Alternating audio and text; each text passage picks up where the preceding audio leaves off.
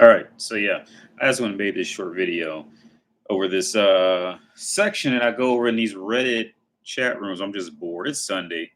I'm bored, and yeah, these random Reddit chat rooms, and there's this chat room called Dating Over 30, and it's men and women sharing their dating experiences, blah blah blah. And and time and time again, time and time and time and time and time and time and time and time again, there's always guys in there, like, men and women are posting their experiences, but in the guys' stories, it's usually the same thing. They think something's wrong with them. They think they blew it. They, blah, blah, blah. Look, and I want to make this clear to any man who may be watching this and woman. I want to make this clear. You are perfectly fine. Okay? There's nothing wrong with you. Okay. No matter where you go on the planet, there is somebody who is dying to meet you or dying for someone that is exactly like you. There's nothing wrong with you.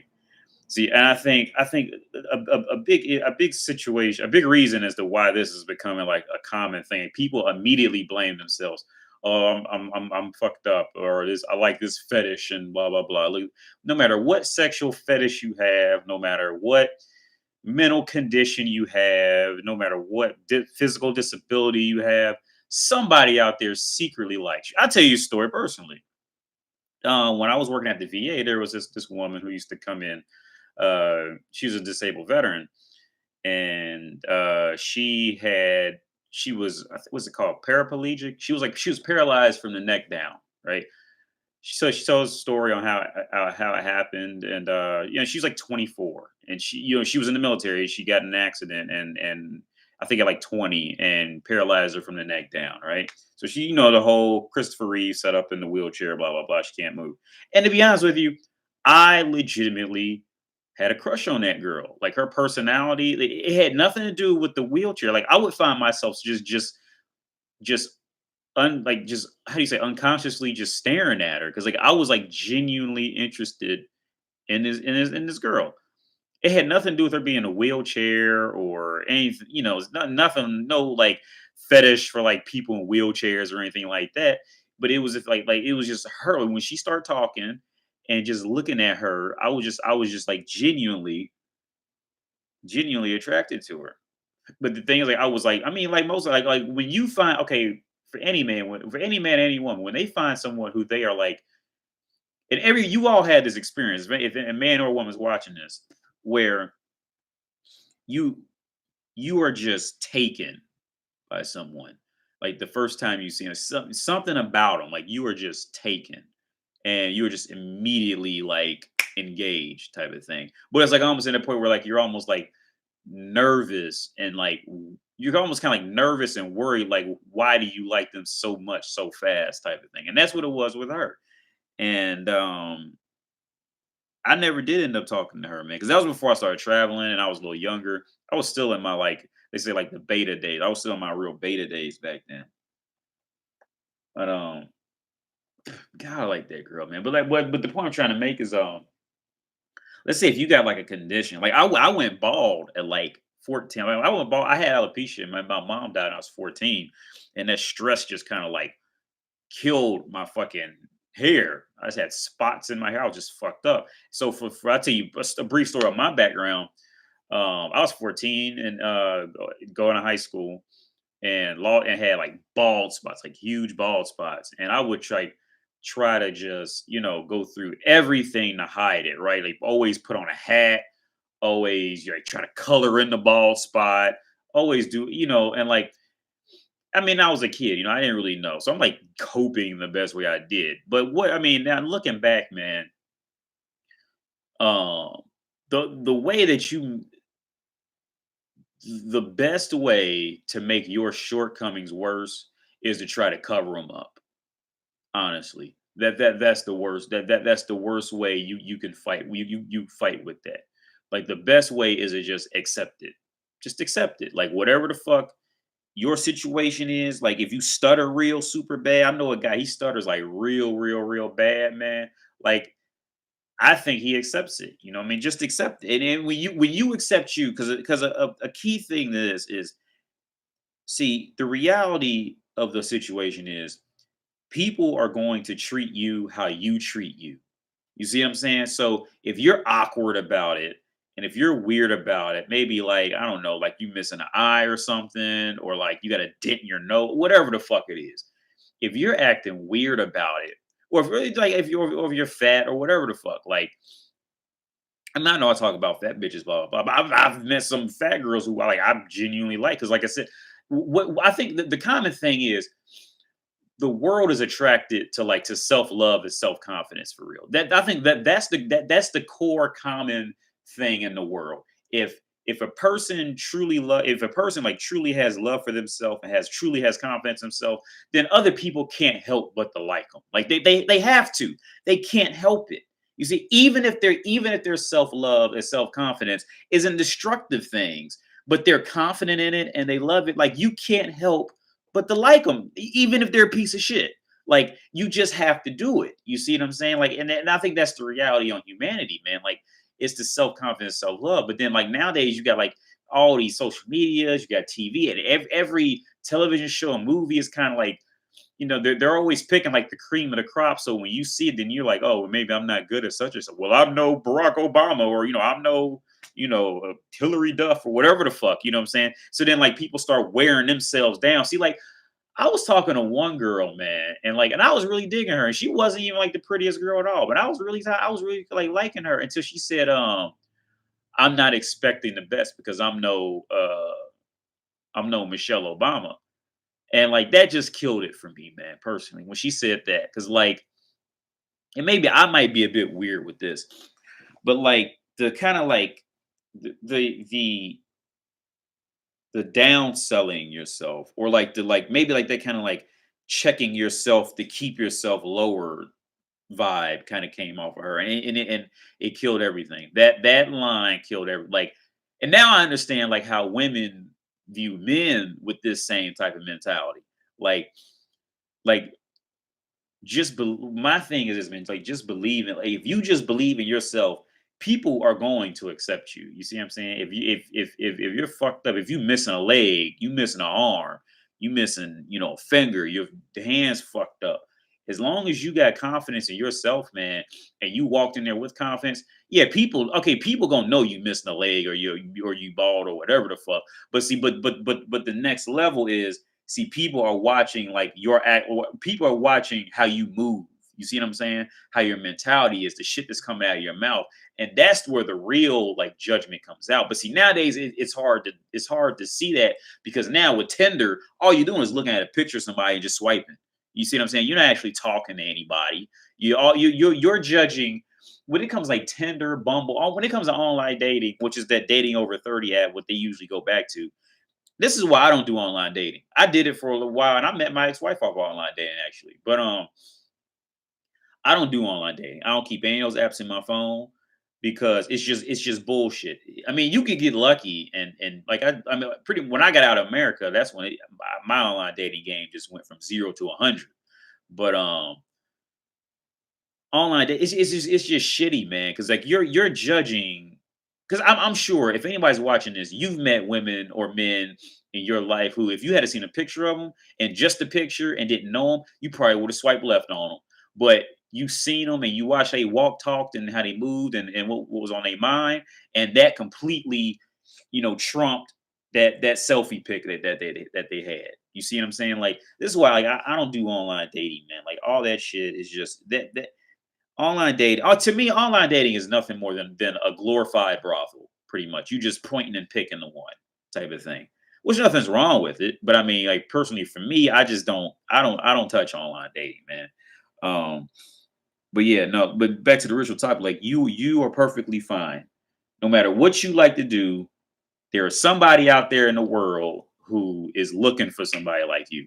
If your sexual fetish is to cut off a fish head and put it on top of the TV to make the fish head watch you fuck your wife, or your woman fuck her husband, there is another man out there who does that exact same fucking thing. So you like quit that whole like I don't want to like give you a demand, whoever's watching this, but what I'm trying to say is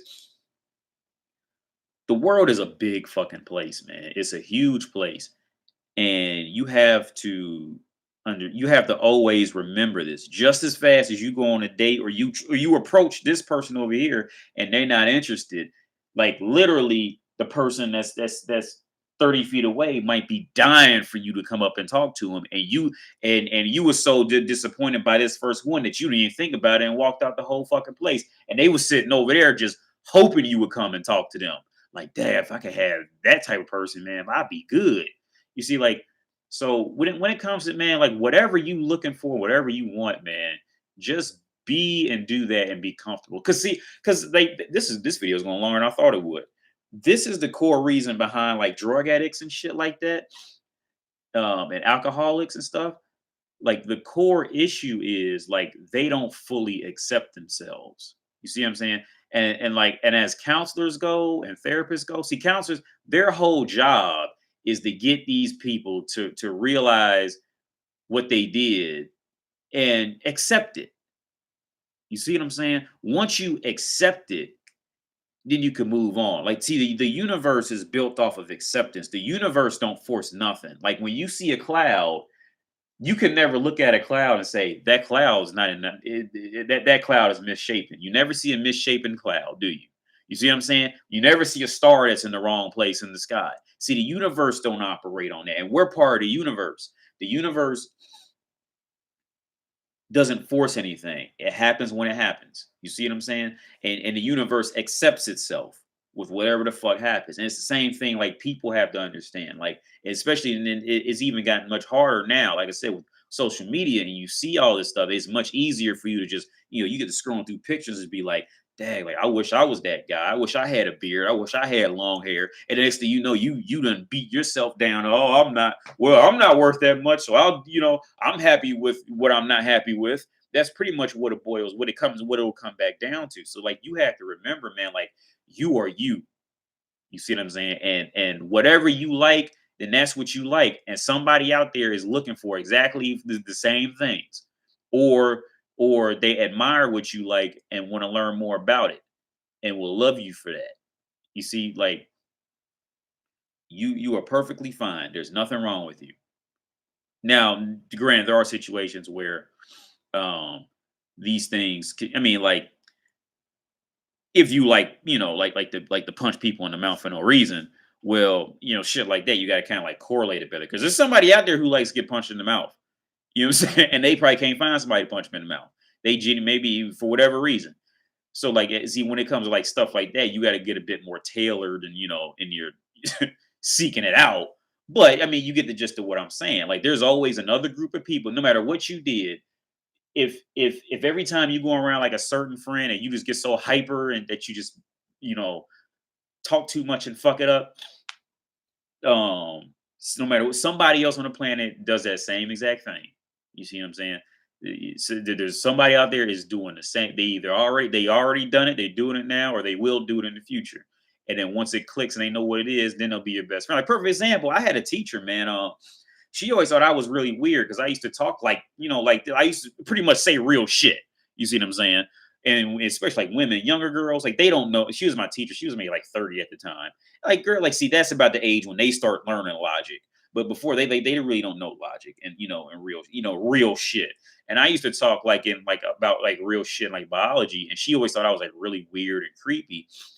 But I had that like extra viewpoint because like I said, my mom had died, so I had an extra viewpoint on like death and like what happens and why and like my reasonings for like valuing things while they're alive.